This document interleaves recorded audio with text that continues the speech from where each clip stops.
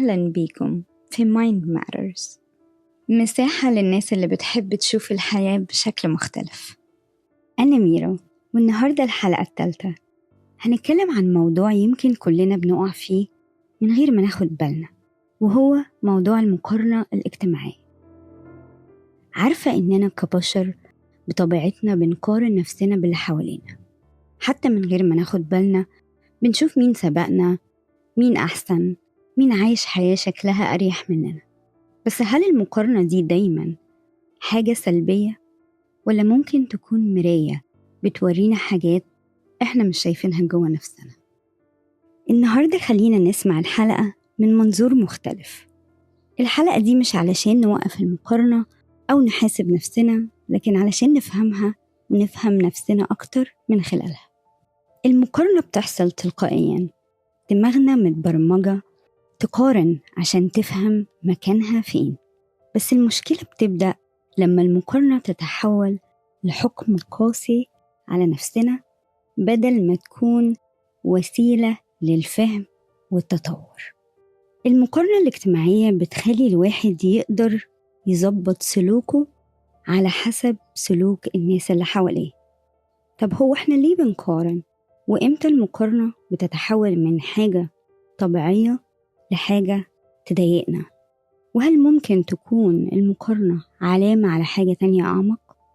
طب الأول يعني إيه مقارنة اجتماعية؟ في نص الخمسينات العالم النفسي ليون فاستينجر قدم نظرية بتقول إننا بنحتاج نقارن نفسنا بالناس علشان نعرف إحنا فين، نقيس قدراتنا ونختبر قناعاتنا.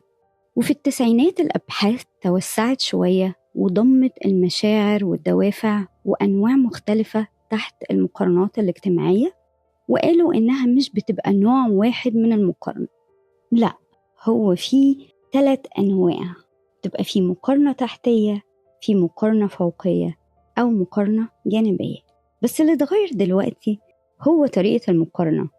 زي ما اتكلمنا في الحلقة اللي فاتت عن الإدمان وتأثير السوشيال ميديا، برضو تأثير السوشيال ميديا على المقارنة الاجتماعية كبير جدا.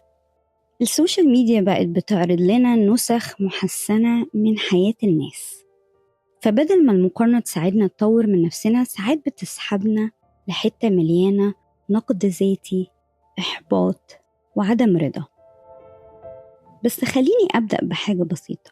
المقارنة مش سلوك غلط، ونظرية المقارنة الاجتماعية اتطورت من كونها إطار بسيط الإنسان بيفهم بيه نفسه وبيحدد بيه قدراته، لأداة علماء النفس وعلماء الاجتماع والأنثروبولوجي بيستخدموها علشان يفهموا سلوك الإنسان ودوافعه في المجتمع.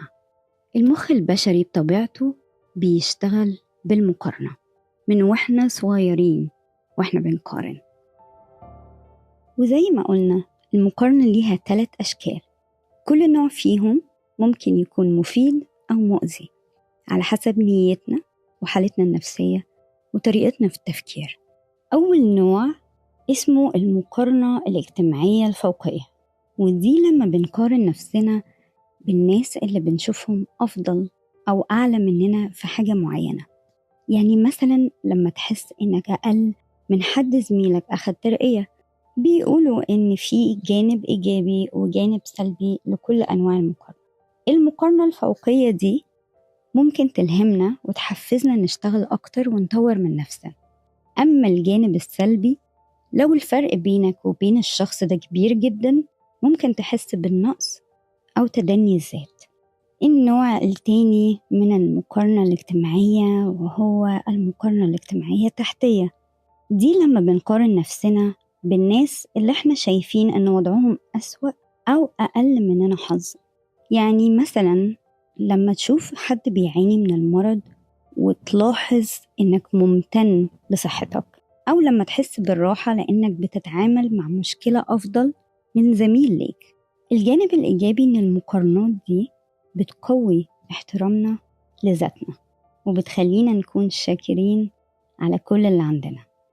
أما الجانب السلبي لو اتكررت كتير ممكن تسبب في حكم سلبي على الآخرين أو تقلل من حافزنا للتغيير.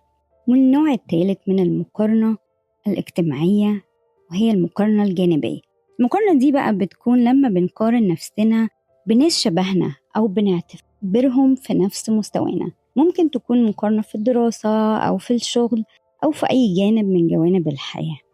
المقارنة دي إيجابية في العموم لأنها بتديك إحساس بالثقة في النفس، وبتأكد لك إننا ماشيين في الطريق الصح، وأحيانا بتشجعنا نتنافس بطريقة صحية. الجدير بالذكر وأنا بعمل الريسيرش على المقارنة الاجتماعية لقيت إنها مش بتشتغل بنفس الطريقة عند الرجالة والستات.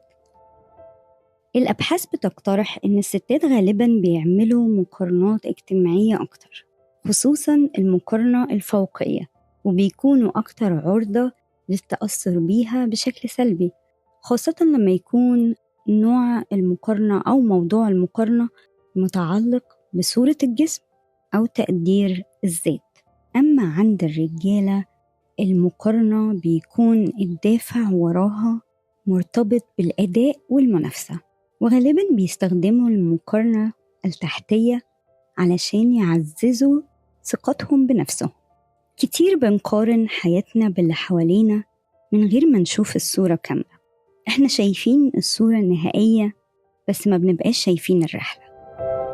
طيب هو احنا بندور على ايه جوه المقارنة؟ هل بندور على قبول لنفسنا ولا هل بندور على حافز؟ لو بدأنا نفهم سبب اللي بيخلينا نقارن هنقدر نوجه الطريقة اللي بنقارن بيها، وساعتها المقارنة هتبقى أداة في إيدينا مش حاجة بتستنزف طاقتنا من غير ما ناخد بالنا.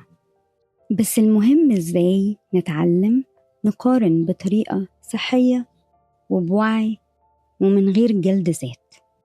وفي آخر كل حلقة أحب أسيبكم مع 3 أسئلة reflection و3 نصايح.